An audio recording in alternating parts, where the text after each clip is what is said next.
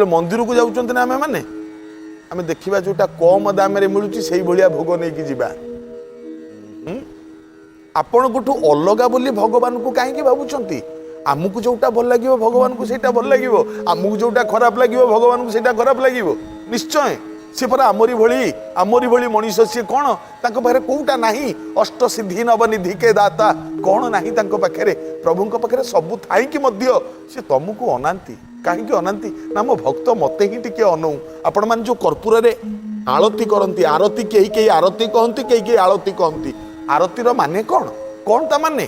आरतीर मतलब कौन आरतीर ये गोटे अर्थ होची हे प्रभु तम देहरे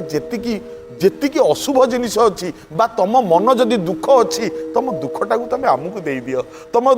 देहरे जेतिकी कष्ट अच्छी से कष्टटा को तुम आमको दे दियो आरती उतारू उतारू माने तम देहर जेतिकी कष्ट दुख तुम आमको दे दियो तमे सुखरे था आरतीर अर्थ होची ये